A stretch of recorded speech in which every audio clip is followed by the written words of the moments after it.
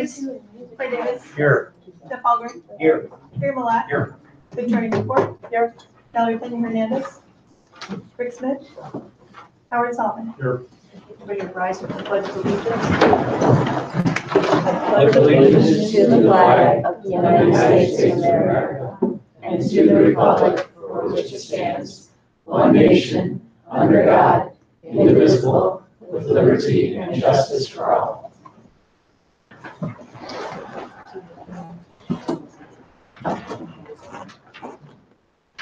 We will start tonight with public participation and recognition, acceptance of gifts and donations, and this is an action item.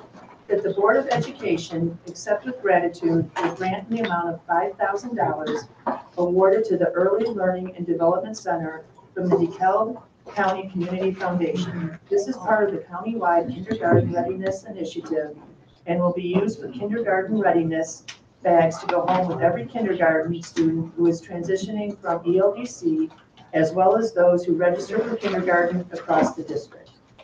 Do we have a motion? So. Roll call? Clay Davis. Yes. Jeff Albright. Yes. Gary Malott. Yes. Victoria Newport. Yes. Howard Solomon. Yes. And thank you to the DeKalb County Community Foundation for that very generous donation to the school district. And next we have public comment. Members of the public who wish to speak to the board should complete a request card prior to the meeting. This section of the meeting will be reserved for comments from the public. All comments should be limited to 3 minutes. Criticism of individuals is not in order. Do we have any cards tonight? I don't have any cards. Okay, thank you. Okay, next we have board committee reports and correspondence. Does anybody have anything? Okay. Next is presentations, facilities and operations, winter break projects 2018, and this is an informational item. Tammy? Good evening. I just wanted to touch base with the board and let them know of some projects that were accomplished over winter break. The facilities department worked a total of 6 days. They were scheduled over break. Still, people took time off to spend with family and friends, but a lot was accomplished. As usual, we do our cleaning from top to bottom. Our grounds crew is busy moving some furniture around and cleaning up the ground since we had some warmer temperatures. But then some other projects that were completed by our maintenance department or organized by our maintenance department with outside contractors included at Tyler, ever since the remodel, we've had some acoustical issues in the gymnasium. It's very loud and difficult to have gym class as well as the lunch and breakfast programs. And we installed acoustical panels in that gymnasium over the winter break. Prior to that, prior to the renovation, we used to have these curtains, these old curtains that were taken down, and that's what increased the sound that after those curtains were taken down. So panels were installed by our maintenance crew. The Malta gym, we upgraded the LED. Back for a second. Sure. What the things that were installed are where? Where on the front? These square rectangles across the top of each of these pictures are on all 4 walls of the gym. Okay, great. Thank you so much. This is actually, we did this in Little John Gym earlier this school year. We tried these panels out for the first time. The Little John staff obtained a grant where we were able to purchase them, and they worked really well. And that's why we decided it was time to put them into the Tyler Gymnasium. Those darker panels. They're kind of a dark teal color to match the Tyler colors. And has that noticeably reduced sound? Can you tell? I'll advise to. Absolutely. My PE teacher is thrilled. He says the kids are in a better mood. They can hear his instructions. We're all happy. Great, thank you. It's wonderful. Thank you. The next slide is the Malta Elementary Gymnasium. We upgraded the LED lighting. There are ComEd rebates available for energy incentives, and the lighting was upgraded to LED. They used to be the large circle lights from the old days, and the contractor came in and we replaced all of those lights. What you can kind of tell if you look close is there's a lot of shadows in the gym in the before picture, and the after it's much more lit. And actually there were 2 light fixtures still out in the bottom picture because the fixtures arrived damaged, but they still made a significant difference in the lighting in that gym. And already, again, staff have commented about that, how much better that is, not to mention the energy savings we're going to incur and the rebates we're going to obtain to help to pay for that. Yes, Carrie? Tammy, I was thinking about this when I was reading the information earlier this week. Do you know what the percentage of lighting versus motors and any other kinds of draw on the power is? I can't answer that right now, Carrie, but we just completed an energy assessment by ComEd. The last week, we had reps from ComEd out. They're going to be presenting us with a report in February of all of our options, which should include some of that information. Okay. Lighting versus motors. Yeah, I mean, a load, electrical load comes from several different ways, right? Inductive would be a motor, resistive would be like heating elements, electrical resistance, heating elements. Lighting is something else again, it's another type of a load. LEDs can save so much energy, but in a house, it generally doesn't make that much difference. I mean, it's worth doing, but the cost benefit ratio, the payback time is quite different, I would imagine, for a house than for a school district. That's why I asked the percentage, if you do the percentage of lighting of the whole load, types of loads, because that would tell you something about the payback, right? And how much you should spend in order to get it back in a certain length of time. And based on funding, we've kind of been taking projects piecemeal, gymnasiums, we're doing gymnasiums, exterior lighting, smaller because we don't have the funding to necessarily put forth $500,000. So you're kind of doing this as you get the opportunity. Absolutely, Yeah. and that's what ComEd's energy assessment that they are providing us. It was a free assessment of all of our buildings, and they will tell us where, what potential projects could cost, what the energy savings we would render, how long the payback is, and what rebates are currently available. So I should have more information. Somewhere like get our biggest bang for our buck. I hope so. And LEDs have, just another point here is that LEDs were quite expensive 3 or 4 years ago. The cost is coming down very Absolutely. rapidly. When we started our gym replacement projects about 5 years ago as the first gym lighting replacement, we actually replaced with T5s. We had T8s and T12s out there. And the gyms, they were T8s, we replaced with T5s because LEDs were too costly at that point. But in 5 years, we've been able to turn it around and we'll actually render some better savings on these. Okay, thanks, Okay. Tammy. Brooks Elementary, significant difference. This is before, so you can tell it's pretty yellow colored. And this is after. Nothing except that it was changed over to LED lighting in the Brooks gym. So no more fixtures, no nothing, just the change in the fixtures themselves, the bulbs. No, the fixtures were changed out. They had, again, the large circles, and now it's more of a rectangular type of light with the LEDs in them. So they were completely changed out. The number didn't change. The number did not change. The number of fixtures did not change. I will also say at Brooks, the lights were above rafter level, so then they were being stopped and shadows were being cast by the rafters the way they were originally installed. And with LED, they were brought to a lower level, so we don't have those shadows. So with the LEDs, are these actually bulbs or are they strips?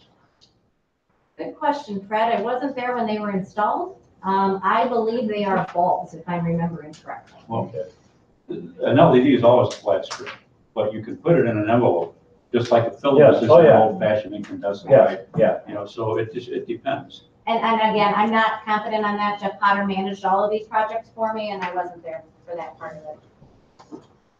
Looks like a big difference in the appearance there. Oh, much. The Education Center, you may have noticed previously when you left these meetings, I always look to see are the lights really on because they were so dark outside. Many of our light fixtures were burnt out. The ballasts were so damaged that we couldn't just pop new bulbs in. So all of the bulbs under the canopy in front are LED, have been replaced with LED. We'll be replacing the flag light and the 2 wall packs, 1 on the side and 2 in the back, actually 3 wall packs with LED over the next month. So because those are not. So that being said, I've noticed that is a huge difference. Now, have we thought, I know I talked to Jamie once about this. Have we thought going around to the schools and slowly converting all of our exterior lights to LEDs? I know some of them have been. And we have done some of them. That is actually, we've started already pricing some of that out for spring break and potentially if not summer. And again, I'm still hesitant to move forward with anything until we have the final ComEd assessment report, because that'll all be included in that. To me, what we would be focusing on is finishing the gyms that are still T8s because of the amount of usage and the energy savings we can render long-term, and then working on wall packs and parking lot lights would be my next focus. That definitely helps, not only with appearance, but with security. Absolutely. Great. Yep. Next, the ELDC, the Early Learning and Development Center over in Huntley Middle School. We improved the secure entrance. They did have an entrance where they were buzzed into a dual entrance, but they were not forced into or forced to speak to the main office before they were admitted into the classroom area, the hallway. So now there's a second set of doors, actually it would be considered a third set, I guess, that were installed just past, this is the office door, the main office door, and a sliding window was added right here so that the office staff can speak through before they are buzzed into the door right here. And then that's where they get into classrooms and the area where the students and staff are. Those doors are on pre-access schedule, so they're unlocked before school or at the time that school ends, but during class time schedules, they are locked down just like all of our other buildings. So how does that work with respect to fire egress?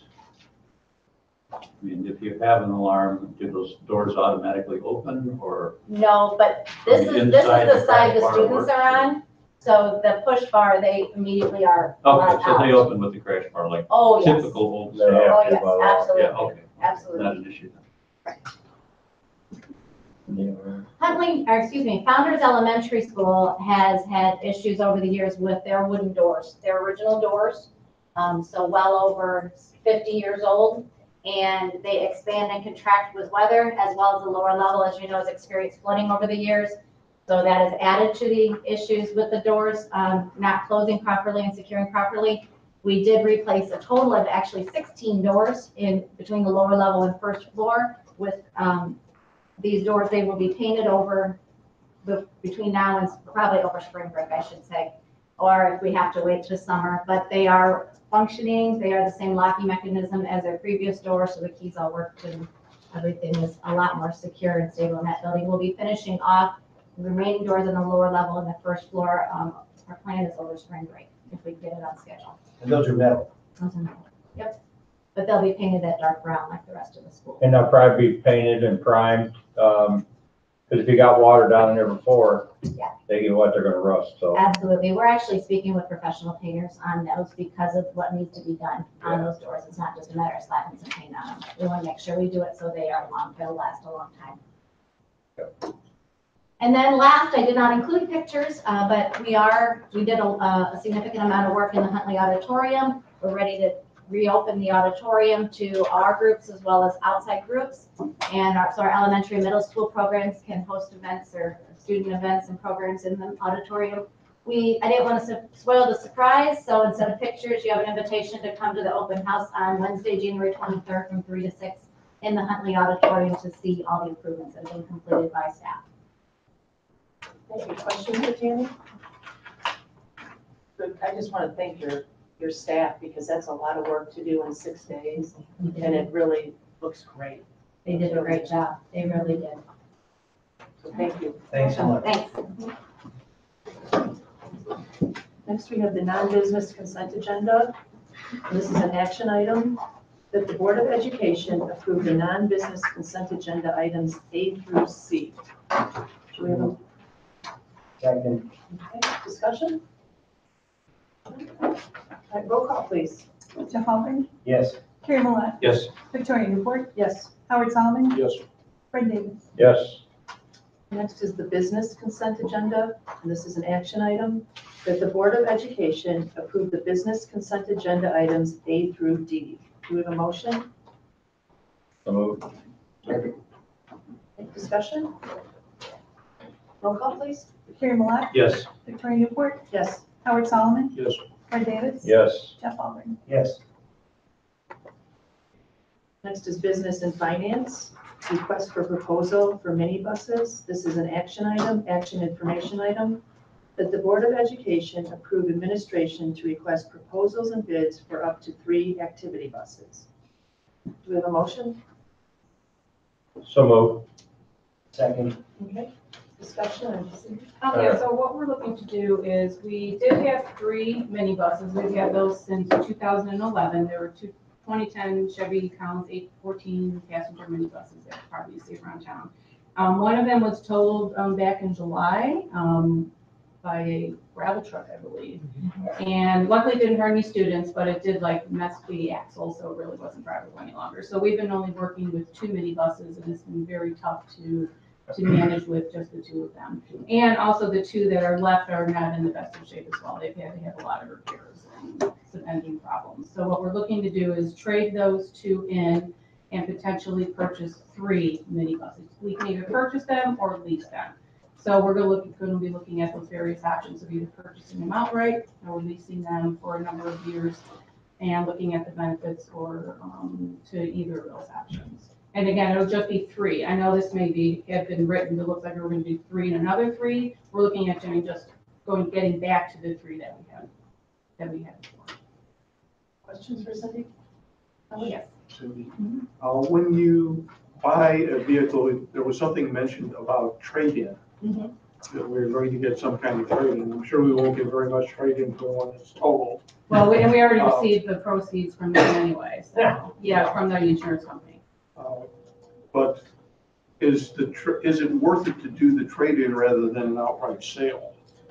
That's probably something we can look into, and actually, when we talk with, when we put the RFP out there, we can see that. It's probably, to be honest, probably better to trade in, because probably selling those out on the street, I'm just not sure if we would get the same value, because those companies know how to kind of retool them, use it for parts or do whatever they need to do, so. But it's something we can look into. Yeah, because they're not in, they have a lot of miles on them. They're, hitting 100,000 each, so they're kind of close to that. They get a lot of wear and tear. So a question I was thinking about, were they gasoline or diesel? They're gas. Gasoline. Yeah, they're regular gas. And you don't need a CDL for them as well. Okay, so they're on 26.5. Yeah. So anybody can, we do train people how to drive them. I mean, when they get used, they have to be signed out and you have to know how to drive them. You have to have, obviously, a driver's license, but you don't have to have a CDL for the force and passing. And they are approved by ISD as well. Didn't think of that angle. Yeah, they meet the standards for transporting, 14 passengers. They're not gonna make us buy electric buses or anything. Not yet, no. You want some time. That's a lot of that. Yeah. That's a lot of battery. That's a lot of battery. No, the thing I was going to with asking about diesel versus gasoline, there's a huge difference in maintenance and longevity from a diesel-powered, heavier duty machine than a gasoline, basically a larger version of a pickup truck or a van. And so that's what I was kind of wondering, these are 2010s, right? Right. So they've been in service for roughly 8 years or so. With a lot of different drivers. With a lot, and that's always a big factor, no matter what the vehicle, right? Right. But the heavier duty vehicles, generally speaking, can handle more abuse, if you will, than the lighter duty ones. But getting 100,000 out of a gas powered, low weight, under 26,000 vehicles, not too bad, really. No, it really isn't, and hopefully we'll get a little bit of trade-in value on them as well. Cindy, the last time we did this, you mentioned we bought 2010s, but we did so in 2011. Yes, so we did buy them used. So we bought them used, but used only 1 year. Right.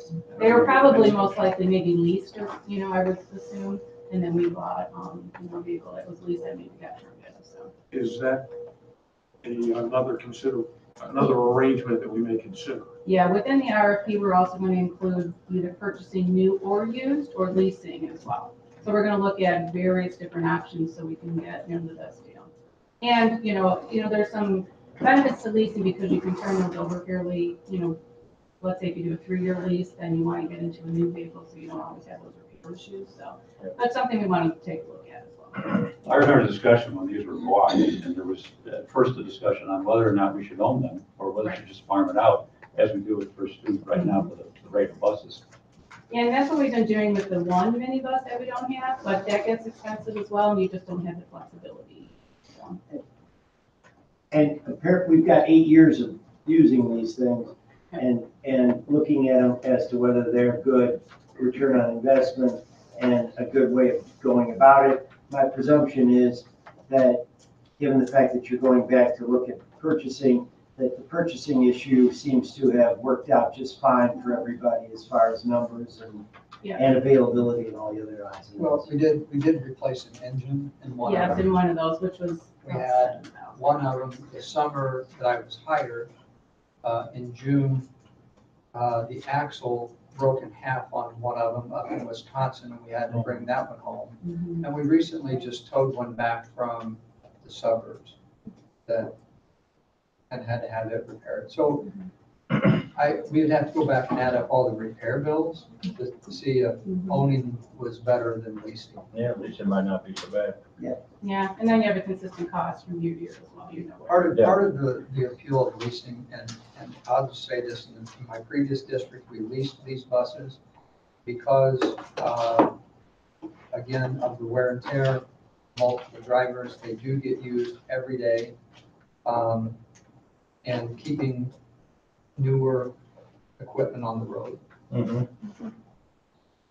Yeah, because I believe if you lease, you're allowed so many miles. Yeah, you are, and that's what we have to take a look at. We were Yeah. looking at the miles. We don't want to get in a situation where you're paid per mile Exactly. on an annual basis. At that point, you can trade it in for another. Yeah, so But we have it 8 years. Yep. And it's normally 12 grand is your usually about normal, 12,000 miles, normal lease. 12 to 15. So we didn't go over that particularly, so it seems like that would be a consideration. We have some track record to work with, so I would imagine you're gonna look at both options and see what you come up with. A lot And then of we- options to bring back. And then we can always just monitor the mileage and make sure, oh, don't use Yeah. that one because that one's getting kind of high and, Yeah. so. Yeah. Yeah. Seems, Okay. 100 grand over 8 years seems pretty low to me. Well, even with the repairs, I mean, it's really not too bad. We've done really well with those vehicles. We'll bring the numbers back. Great, thank you. Okay, I need a roll call. Roll call, please. Howard Solomon. well, It's Well, a- this is Go allow the approval. bid process. yeah, because we're trying to, Process. yeah, we want to get this out of the street really quickly, so. Roll call. Howard Solomon. Yes. Fred Davis. Yes. Jeff Palmer. Yes. Gary Malott. Yes, Victoria Newport. Yes. Next, we have the fiscal 2019-2020 budget calendar. This is an action item that the Board of Education approve the budget calendar for fiscal year 2019-2020. Cindy? We need a Did motion. you want to need a motion? So moved. second. So every year in January, we come to the board with our budget calendar of the process that we go through. It doesn't change a lot from year to year, but it really just kind of goes through some of the high-end or the high-level steps that we go through throughout the year. I feel like we're constantly going through the budget process, but this is really kind of the official start for looking at our 1920 budget year, as well as at this time we look at our 5-year financial projections too, which we started with FFAC back in December. And then actually Mira and I worked with Forecast 5 this week to get our model set up. And so we'll be bringing that information to FFAC and the board as to what those long-term projections look like. So basically January is when we look at the budget calendar and we review the projection assumptions. And then pretty much from February through July is we go through a lot of different steps at looking at our staffing needs. We review our revenue and expenditure sections and we look at and analyze what we were from budget to actual. We look at budget requests that come our way. The board reviews the long-term projections. We refine the forecast as we know more information. And throughout that process, we provide updates to the board as well on the budget. In March and April, we get our final tax extension from the county from the tax levy that we just did adopt back in December.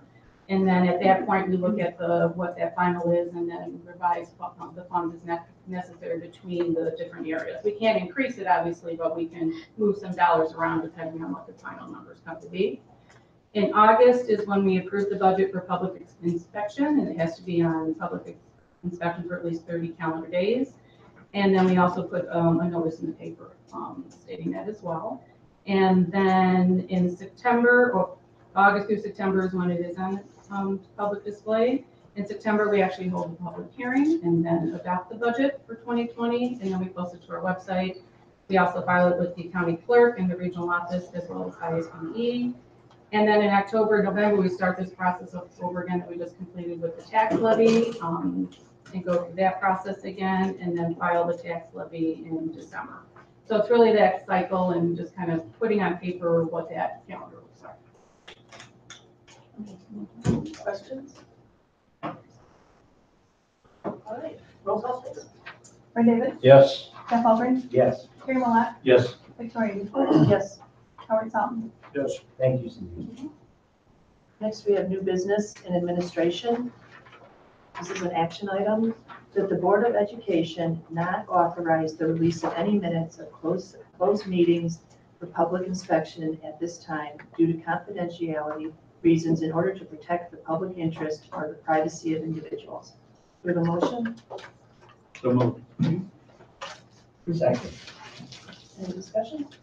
Yes, one point, we could, for a matter of the privacy of any person's concern, do a redaction of these if we were to publish the edits, but we have. It's not the recommendation of our attorneys. I didn't ask about the recommendation of our attorneys. Could we do redaction? If there's anybody whose name is in there, we can pencil, line it out or take it out. Depending on the content of the topic, then the individual still cannot completely be protected. I'm looking at this in terms of the Open Meetings Act. We want to be as open as we can. I agree with that, Howard, but I think if our attorney's recommending that we do not, that we follow the action here, we need to do that. And I'd like to say that with access to the internet, if you're really good, you can find all kinds of things without a name and reverse engineer it and figure out pretty much who it is. So that's a little bit sketchy, I think, when it comes to potential lawsuits. Other comments? Clarify what we're voting. Okay, well, I'll read it again. That the Board of Education not authorize the release of any minutes of closed meetings for public inspection at this time due to confidentiality reasons in order to protect the public interests or the privacy of individuals. Further question.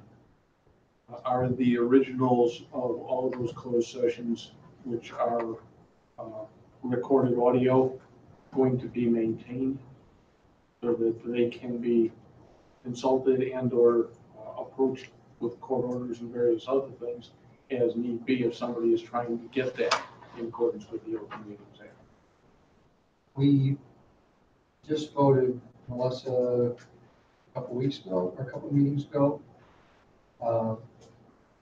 on the destruction of those records. And I believe that the board at that time voted to maintain them. I think the law, That was one particular year. as I recall from when I read the Open Meetings Act and looked into this a little more deeply about something called in-camera review. The statute calls for the records, the various kinds of records, this probably would be one, to be protected for a period, I think it was 6 months, if I remember right, I'm not sure about that. So that any court, if they want to, can call for what's called in-camera review and get the actual data, the actual recording, sound recording, video recording, minutes of the meeting, whatever, so that the court can review and make a judgment on something that might be necessary or brought to their attention. So we can't record, or rather we can't vote to destroy anything unless it's past that date. It's 18 Yeah, months. whatever the month is it 18 months. 18 months? Okay. And after 18 months, the audio can be destroyed with board vote. And you maintain the written record. So there is, Howard, some protection. So the written record will be, which is certainly not as faithful to the audio as actually having the audio recordings there, will be maintained beyond 18 months. See, the way the legal system moves, we've dealt with things where 18 months is clearly not enough time for a piece of evidence to exist.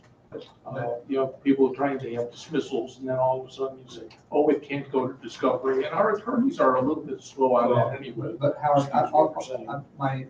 what I can share is we are following what the law is. We are currently following the law, just like other municipalities, that the written record is maintained, the audio can be destroyed after 18 months. Following the law is a great thing to do, but we don't necessarily need to follow the law. Minimally, we can follow the law. Maximally, we understand the principle of the Open Meetings Act and strive towards greater openness, which is the transparency that I think some of the community wants from us. And we also have a responsibility to follow the recommendations of our legal team for the protection of the district as well. Which ultimately comes back to the community. I mean, the place is run by tax money. That comes from the community. And we're put here by the community. Yes. So you have to make a value judgment, right? You look at the risk versus the benefit, you decide whether or not the, if the risk is small, you divulge more. If the risk is great, then there's potential for a large dollar lawsuit, then you diverge less, as long as it's under the law. They put us here to make that decision. That's right. Roll call? Jeff Albrecht, Yes. Gary Malek, Yes. Victoria Newport, Yes. Howard Solomon, No, Fred Davis. Yes. Next, we have recommended revisions to Board of Education policies. This is a second reading and possible approval. This is an action item that the Board of Education approve the recommended revisions to Board of Education policies as attached. Do we have a motion? so moved. Second. Discussion? I'd like to, our superintendent, summarize what we're voting on here. Again, these are, I can't summarize each one. These are quarterly, we receive updates from Press Plus, which we subscribe to, which is through the Illinois Association of School Boards. Their legal team reviews any legislative or legal changes that would impact the board policies. And those recommendations are sent to us. We review them. They sit on the table for the next board meeting, at which on time we can take action. Reviewed or in the board packet was not only all of Press Plus, but also my summary of the different recommendations and bills and our recommendations. Thank you. Question? I just want to compliment you, Mr. Superintendent, for doing a really good job of coming up with the summaries and justifying the positions and recommendations that you put into place. Thank you. All right, roll call? Gary Malek, No. Victoria Newport, Yes. Howard Solomon, Yes. Fred Davis, Yes. Jeff Albrecht. Yes. All right, with that, the meeting will be adjourned. All in favor? I'm just pretty. I'm always-